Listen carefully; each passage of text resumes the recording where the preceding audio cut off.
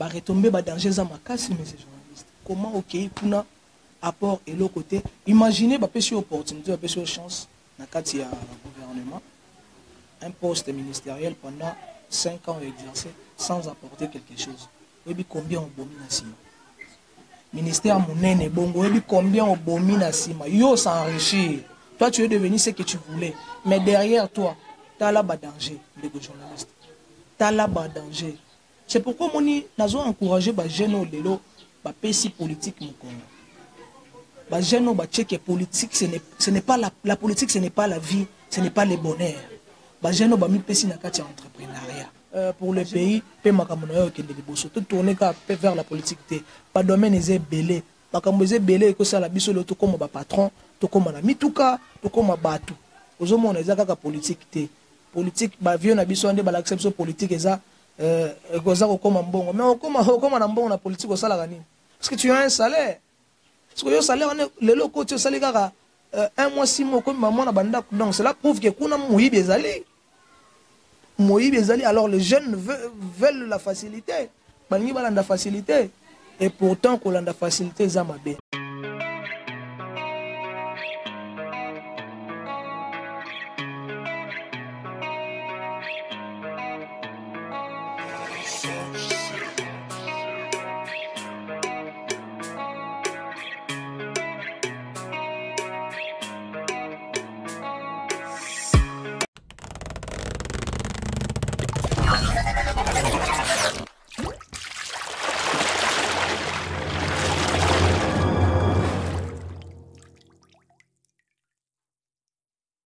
Très chers fidèles internautes, mbote nabino bisika nyonso bozwami o bozwi libaku ya kolanda biso à travers chaîne YouTube nabiso Apex News 24. Tozana esengo mingi ya ko présenter bino numéro ya lelo ezali bongo numéro na biso ya liboso na émission ya un pas vers l'avenir. Et bongo lelo tozana esengo ya koyamba na kati ya émission eye Joe Black Wonya ozali bongo coordonnateur au sein de l'ADGC, Association pour le développement de la jeunesse congolaise. Joe Black, mbote na yo. Mbote papa journaliste. Nazani songo mingi ya ko na plateau na ngai. Ngapé lokola. Merci beaucoup. Et bongo ekozamala mingi au perception ba impression na yo par rapport à émission na biso lelo e ko tourner beaucoup plus sur la jeunesse congolaise. Vraiment, papa journaliste, merci vraiment pour l'occasion au Pessinga, l'occasion au Pessi jeunesse congolaise à travers Ngana ko représenter Bango. Eza esengo mingi pour nga koleka na plateau na yo et koyambama pona kolobela o etali jeunesse congolaise. Donc matondo mingi, je pense que na kati ya émission tokoko bako pour développer l'histoire nabiso malamu mingi. Merci beaucoup. Et bongo émission nabiso et que tourner autour il y a 5 questions de base d'abord, des questions préliminaires où il introduit biso na vif ya sujet et ensuite tokolanda 3 questions où etikali pour ya monde toko chiter nango mais na kati nango pe il y aura des questions où ko sala été to développer émission ya lelo penza makasi mingi.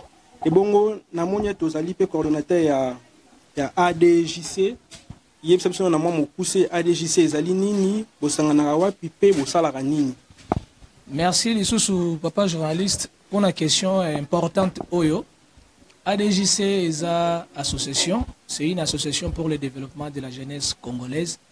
ADJC est sangisaka ba jeune congolais nyonso. Pona ko kabola mayele, pona ko sungana na mwa ba kokoso. ADJC a créé un certain 10 mars 2015. Les loyaux tokokisi déjà 5, je peux dire 6 ans. Oyo ADJC a vivre ezo kumbama toujours na kosunga jeunesse congolaise. ADJC a créé par son initiateur le camarade Michel Moulumba azwa ki idée te ya kosunga bande kona biso ba jeune bazala mwa kokoso o ba mimonaka baza important na kati ya société alors que c'est important. Le Michel Moulomba a créé l'association de Bengi Nakombo ADJC depuis un certain 12 mars 2015. Nakati ADJC tolitaka contre l'inconscience juvénile au milieu des jeunes. ADJC on a pour conscientiser jeunesse congolaise. ADJC on a pour pousser jeunesse ya kokende liboso. ADJC on a pour pousser jeunesse à se rendre compte qu'elle est capable de faire ça au Nicolo baza kosala. Hormis tout ça, ADJC aussi a formé les jeunes. La formation est belle. ADJC a organisé des conférences, débats. ADJC a organisé des descentes sur le terrain pour les orphelins. ADJC a des hommes de vieillards. Donc ADJC a soutenir les œuvres des jeunes. Les jeunes peut-être a créé comment il peut se faire connaître pour gagner les sous belé. À travers ADJC a créé des œuvres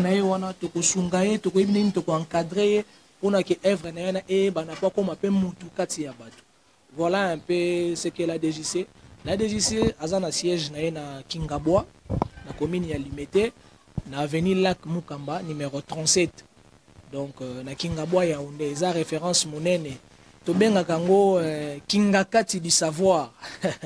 Donc voilà un peu na moi maloba mukeo etali ya DJC. Merci wana touti kolanda bongo job la kunya pesi biso na beaucoup se penza o elakisi ADJC pe le lengeni de basangana ka pe ba objectif na bango ezali nini bongo to kokota na vue ya sujet bongo to lobela o etali vraiment jeunesse de l'autre sujet le zalaki la jeunesse congolaise face à la politique actuelle et bongo de kobonya o ebisa biso pour na yo jeunesse ezali nini. Merci beaucoup ndeko journaliste pour la question na oyo. Question moko ya motuya oyo kosala débat ya émission na biso ya lelo. La jeunesse tant on attend le dictionnaire et bisinga que la jeunesse c'est une période qui varie de l'enfance à l'âge viril. Mais to ka rappeler ba susu balobaka la jeunesse les âges où ils varient de 0 à 60 ans. Bon, la mécanique peut kosangisa ba définition nyonso pona kosuka na définition nga pour dire que nga moko na sali définition ko lobaka. La jeunesse est l'âge qui varie de 0 à 40. Nga na suki on a 40 ans. Bango ba comme ça na 60 ans, nga na suki on a 40 ans. Pourquoi 40 ans?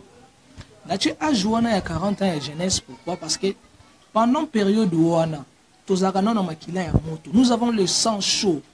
Nous avons le sang qui nous pousse vraiment à savoir qui nous sommes.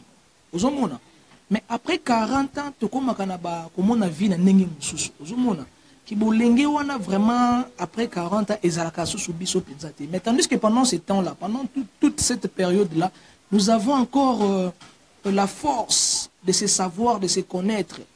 Yakotala eloko nini na lingi pona kuma nani. Donc c'est selon ma définition, la jeunesse c'est l'âge qui varie de 0 à 40 ans. Wana réponse nangai ndeko journaliste. Bon, au succès on a 40 ans, mais ce qui peut être tali na mboka na biso, il y a déjà on a 40 ans au espoir ici là. Quand là espoir ici mais yo on a 40 ans on a nini. Oui, bien ndeko journaliste, ceux qui mutu na 40 ans espoir ici lié déjà, c'est que parcours na déjà au début avant comme on a 40 ans ezaki déjà mabé. Ozomona, lorsque tu sais ce que tu veux na avenir, en tout cas na éviter ceux qui ont perdre espoir. On a toujours un espoir puisque il y a un objectif na yo. Pendant ce temps-là de 0 à 40 ans, il faut un objectif précis. Ozomona pour na yo comme après 40 ans comme regretter. Mais lorsque nous sommes encore jeunes, tous en âge 40 ans qui t'en et on perd déjà l'espoir. Moi je peux dire faut te l'ongolo dans la catégorie de jeune. Tu n'es pas un jeune, tu es déjà un vieux. Comment tu peux perdre l'espoir pendant cette période-là? Et plusieurs états.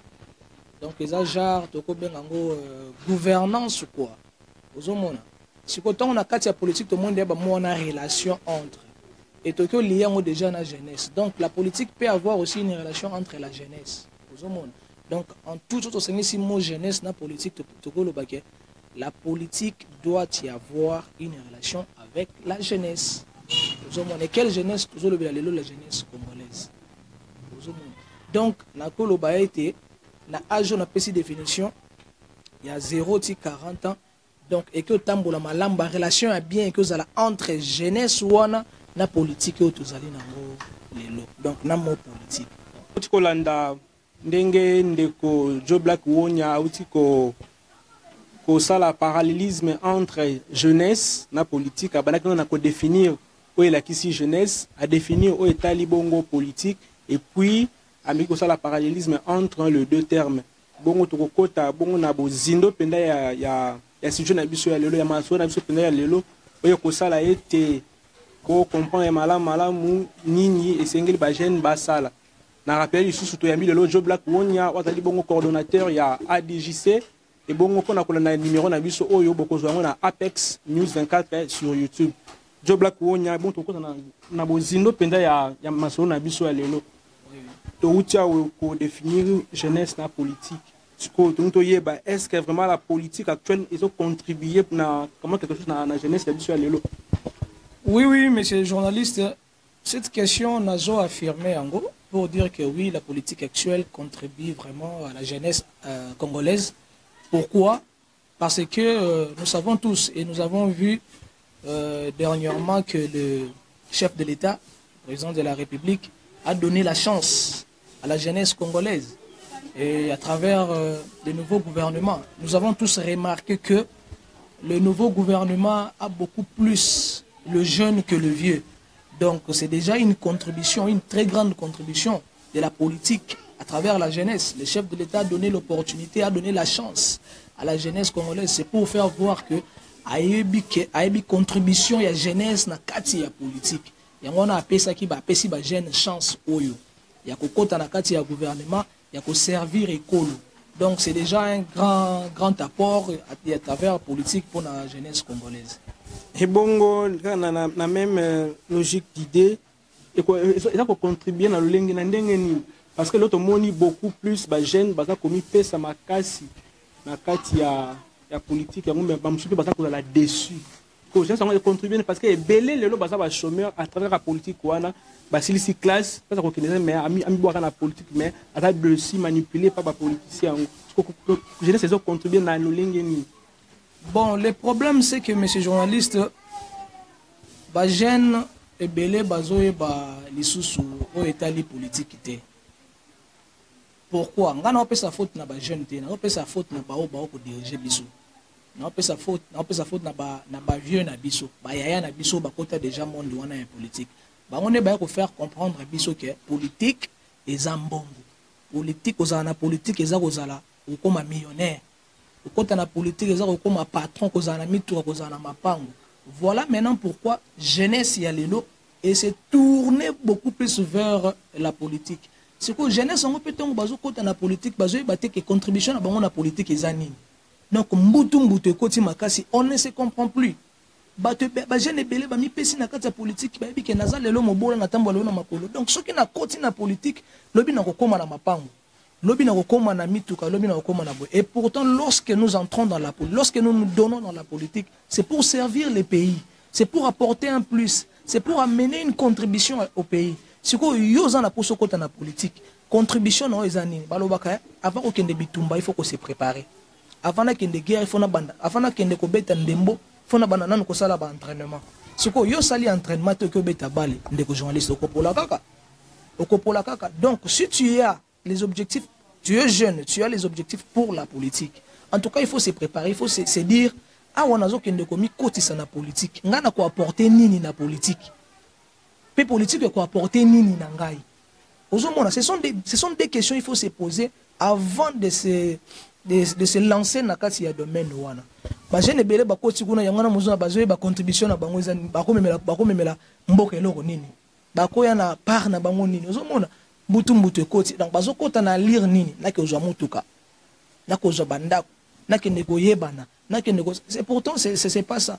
Nous voyons tous dans d'autres pays bato monsieur surtout ba éviter kokota na politique parce que ba yebi que c'est une lourde charge. C'est pour servir les pays et non pour se servir. Donc quand je pars, j'entre dans la politique, c'est pour voilà ndeko journaliste ozomona Donc, jeunes, on a la politique à contribuer. La jeunesse d'aujourd'hui, ils ont une contribution à la politique. Ils ont et pourtant. Mais quand même, ils ont des jeunes qui la politique. Par exemple, Daniel Mbaou, Christelle Bouang, ça quand même. Voilà, mais ces jeunes-là ont compris. Ils ont qui temps à se préparer. Il y a un objectif na bango tangu bazo kende na kati ya politique que to komema nini apport nini to komema na kati ya politique ezaka bande ko na te na ko signer na ko citer même combo ya honorable Gaël Boussa. Il avait compris quand même quelque chose à se préparer qui voilà comme il est là on voit ba action azo ça pour la jeunesse. Ozomona eza esengo mingi pourquoi parce que bazo ki temps na bango ya ko se préparer. Bazo ki temps na bango ya ko se former pour que tant ba comme na monde wana ba mema pe nini ba contribuer nini ezala kwa ba susu te ba mona ka tant na okende na ozombonga komi kuna temps ezole kaka boy ne sait pas il ne sait plus quoi faire monsieur le journaliste.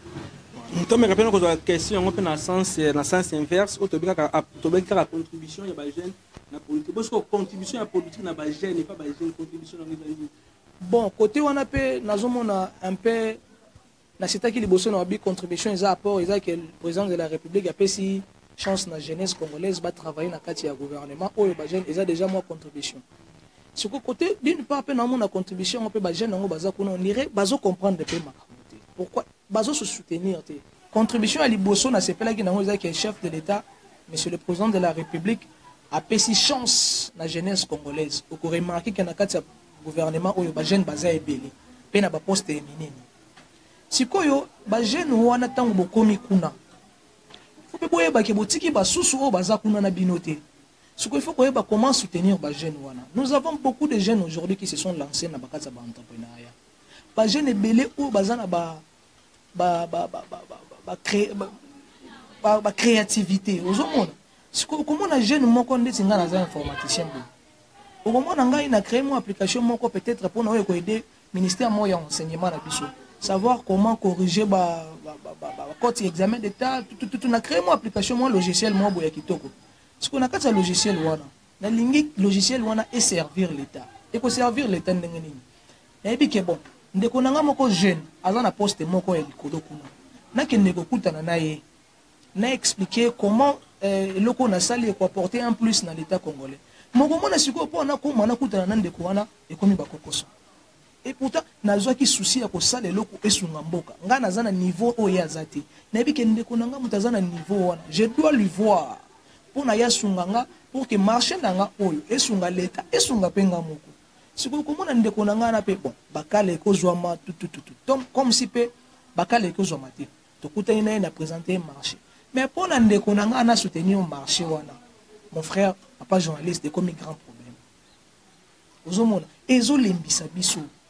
Ba jeune musu bakoti na kati ba entrepreneuriat bakoti na ba créativité ndeti ndeko moko na kotanga kombo camarade Meli maman wana jeune wana c'est une jeune dame ami koti si na kati ya créativité ya kosala ba jiba oba ozomona elle s'efforce par ses fonds propres azobunda na mais siko souci neza asunga bandeko congolais totika nanu ba jio to melaka fabriquer le kuta wana ezopesa biso ba malade siko ndeko asali eloko ya bongo ya base ya baoba naturel siko il faut vraiment soutenance moko ya mboka na biso ya ba konzi na biso pona nini pona za mwana ya mboka mais komona po ndeko naza la soutenir eza toujours bakal bazo ebate ndenge nini bakoyamba ye donc tout se passe donc compliqué pourtant bango bakoma ki déjà wana ba ki kosunga biso pour to kende de l'avant de kojoindre ozomona donc contribution eza nango chef de l'état pesi biso opportunité à jeunesse et travail mais ba jeune misusu bazana bazambri bazo ebate pona basunga bao batikali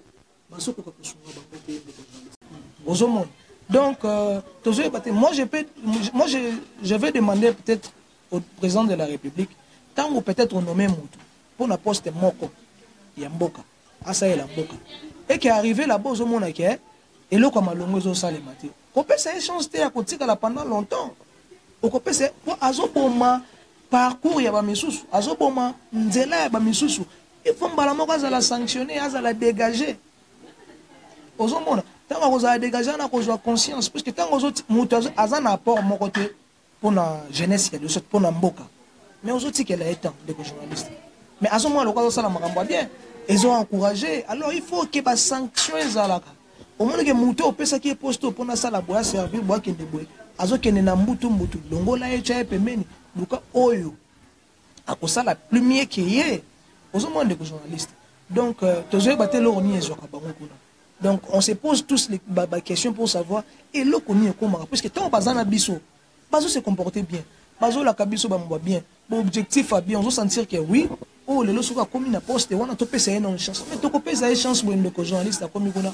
Abosani nyonso ezo sala biso passe tozo ebate kuna ezalaka nini c'est que biso pe to lukana nous to koma kuna totala peso ki biso pe to kozala bongo mais je ne pense pas biso le so apesi biso ba chance wana ba opportunité wana to kozala bongo tale tozo assigner ba charge à monene naza coordonnateur au sein de l'ADJC ces associations ils ont rassemblé ba jeunes imagine diriger ba jeunes ce n'est pas facile ba jeunes c'est pas n'importe quel jeune ba jeune intellectuel aux hommes, toujours comme déjà 6 ans. Aux hommes, c'est que va pesa ba oyo ba occupé opportunité chance wana tout à la paix bango monsieur Jean. Et bon ce qui apporte penza ya jeunesse na politique ils ont dans ba danger zani. Ba danger ya apport ce rapport ils ont akena bon akena na politique ambemata apport mon côté.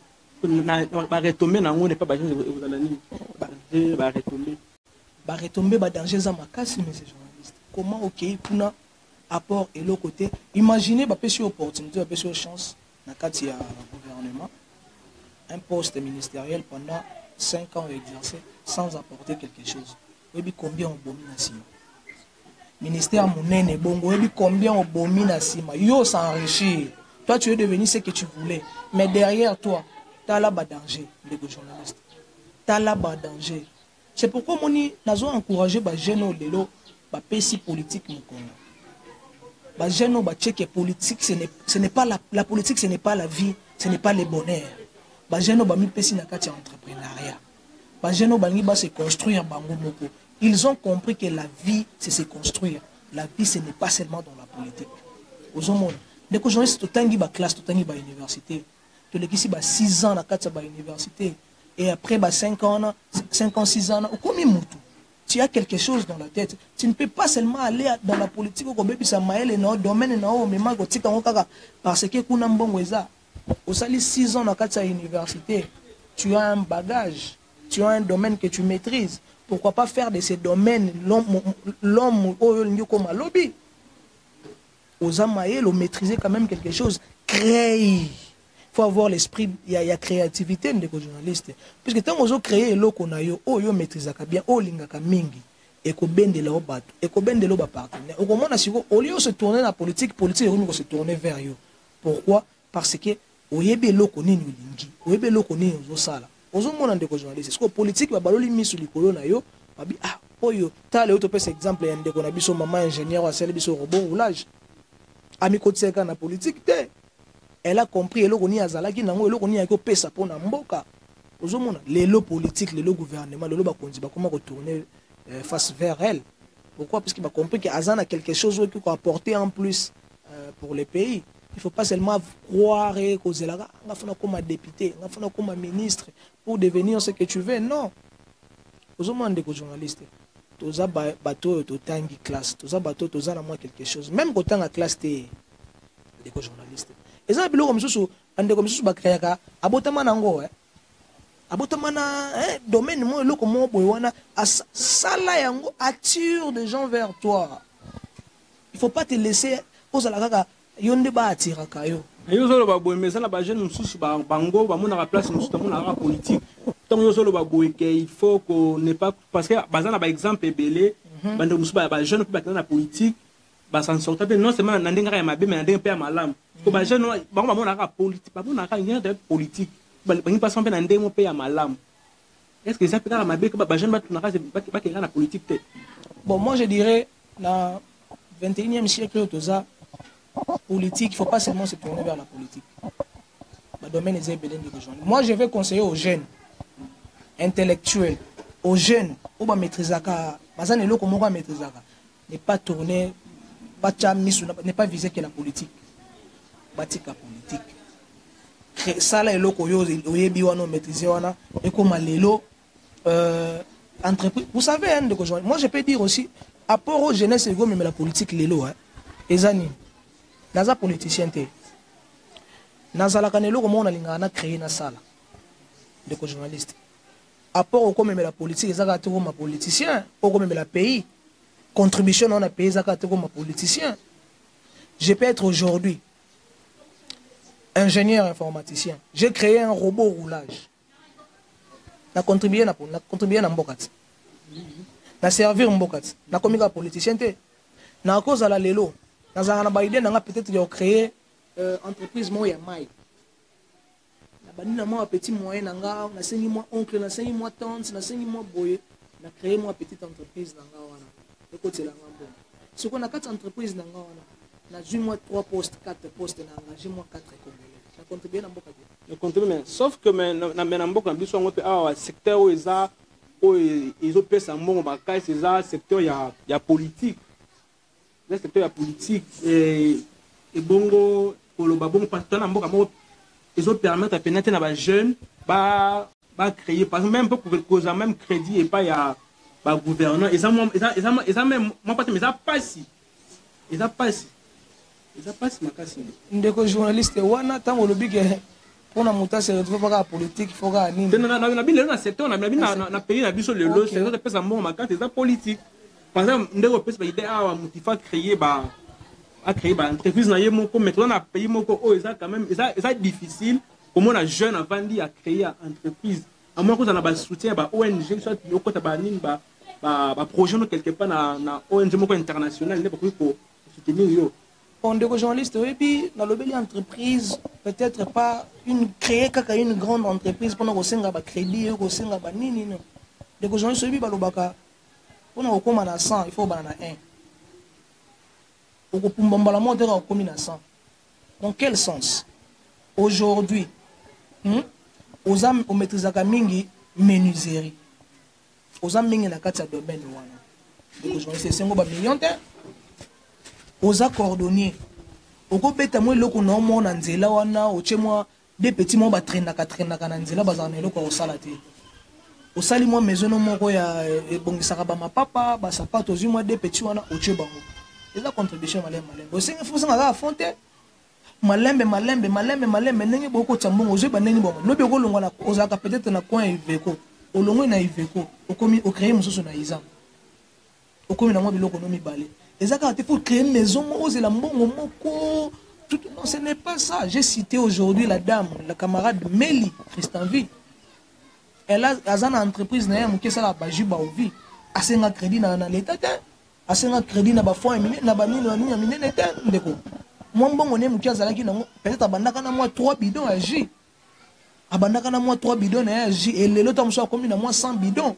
Et malin, mettons à partager ma camonette, tout. Na ba réseaux sociaux et moi on sala marketing biloko qu'on est partenaire moi pas comment na musika maman on sala que loko ndenge nini maman travaille que loko ndenge nini ça va na ngina chelo mo loko bo malin mozo matandeko si tu as une idée osana idée non yo réaliser ndeko ozela ka $100,000 te ozela ka partenaire mon côté ozela ka eloko côté mais avec le peu que tu as tu peux déjà commencer et ce peu là peut t'apporter peut et comme melo ba millions malin na vie. Donc voilà.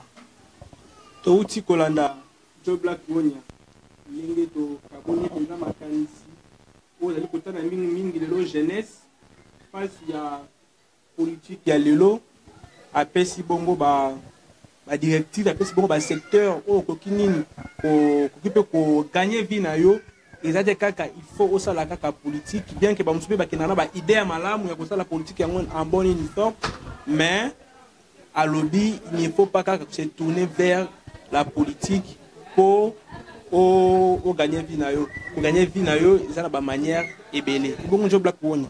Tout comme on a souka, il y a émission, biso, chute, soit la main sur lobby. Qu'est-ce qu'on peut retenir? Ou que ça, la sous ou tombe la sous le coup, il y a ba jeune, nous encourager bango ba. Pour ta na politique te ba kende pe na ba secteur mususu o ba ko kende ko investir o ko sala bango pe lelo pas se retrouver, pas se faire quand même quelque chose en dehors de la politique. Merci beaucoup, monsieur le journaliste. Tout d'abord, message à ceux qui ont coupé ça dans les jeunes pour arranger les sous-sujets dans biso pour la jeunesse congolaise face à la politique actuelle. Les Congolais doivent savoir que la politique, ce n'est pas seulement travailler dans le gouvernement. La politique, ce n'est pas seulement avoir un poste ministériel. La politique, ce n'est pas seulement être bourgmestre. La politique, ce n'est pas seulement être député national. Mais tu peux créer aussi ta propre politique. Comment créer sa propre politique? C'est kobimisa loko ozalaka nango wana eloko olingaka mingi wana osali yango ebima na miso ya bato mpona o attirer bato ba comprendre parce que lorsque tu attires les gens c'est déjà une politique ozomona parce que politique ba beza relation mutuelle tu as fait quelque chose na yo moko wana et attirer moi 3-4 personnes et 3-4 personnes essaient déjà relation. On ne peut pas se tourner, on ne peut pas être toujours dans la politique, on ne peut pas viser seulement la politique, mais la politique est belle.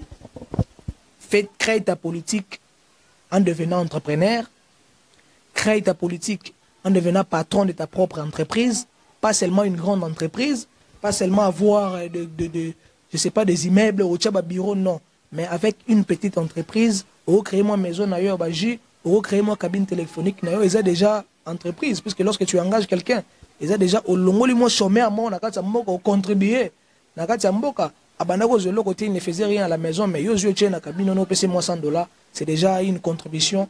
Il y a part le gouvernement actuel. Donc, la politique, moi je conseillerais aux jeunes de ne pas voir la politique, c'est le gouvernement.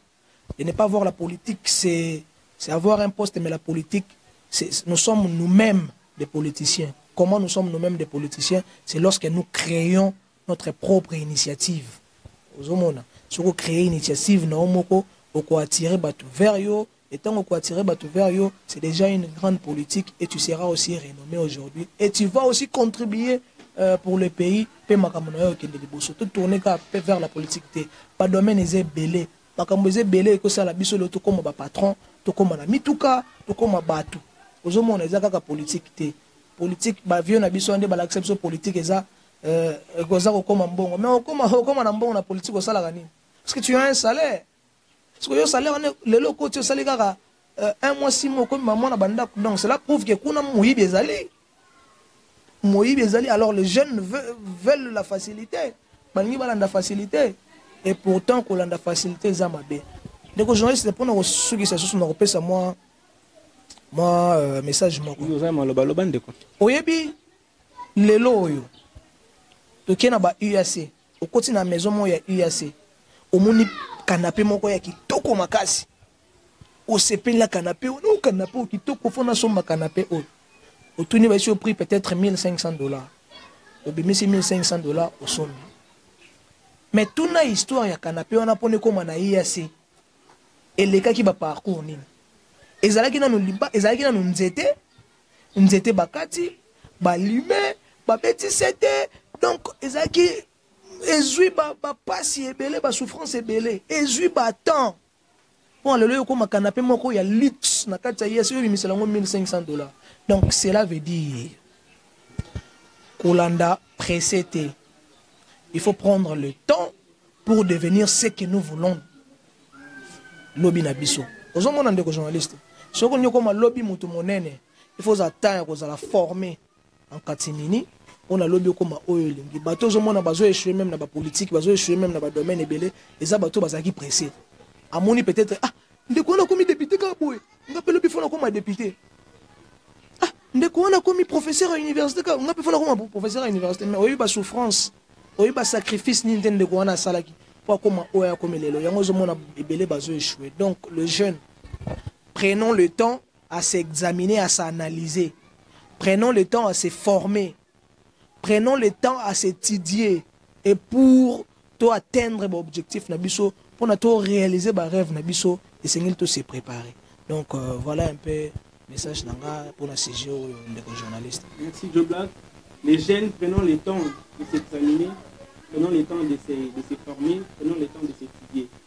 On est dans la Kibongo, à moi, à Souka, Joe Black n'a pas étalé le sujet nabiso à l'élo, n'a pas étalé le sujet nabiso à Moi ya suka ya Joe Black Unya coordonnateur ya ADJC na oyo tali ba tali sujet na biso ya loto soli pena malamu mingi apesi ba directive à lobby politique kakate biso moto za la politique biso moto za la politicien parce que to créer ba biloko na biso zete kaka faut ko za la presser tous temps ya ko sala pe ya ko créer ba entreprise na biso moko Joe Black zaki na esengo mingi ya ko yamba penza na à plateau na lelo na bité amso yebité oza numéro ya liboso vraiment to présenter nango na yo eza penza esengo bingi po na nga na ndenge ondimaki invitation na ngai pour partager ou offrir une première émission na ngai zaki penza esengo bingi po na nga ya ko yamba yo lelo. Merci beaucoup, Ndeko journaliste. Et c'est vraiment un grand plaisir pour moi et d'être la première personne à inaugurer le plateau, à inaugurer cette émission. C'est vraiment une grande joie pour moi.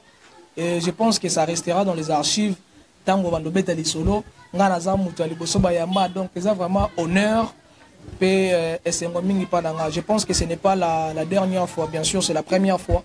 Donc la dernière fois, autant au moment où nous en avons moi connaissance à quoi partager na bandeko, n'hésitez pas à nous contacter tokoleka toko partager toujours les solos toko apporter un plus na biso pour na mboka na biso. Merci vraiment de vos journalistes pour notre temps pour notre plateau au pesinga na mokolo ya lelo. Merci de Joe Black ezalaki bongo un pas vers l'avenir émission na biso boyebi émission na bino bolingaka mingi loto yambaki Joe Black onya émission za présenter pa nanga moko ndeko na bino Dona Kuyula. On ne peut pas terminer cette émission sans pour autant remercier les bons dieux. Et après, tout ça peut le merci mingi. Na moto apesi biso opportunité oyo ezali bongo DG Abraham Biaï. Merci bongo na équipe technique. Bo s'abonner massivement na chaîne na biso beaucoup de la cité. Ba numéro eza ebele, ba invité baza ebele.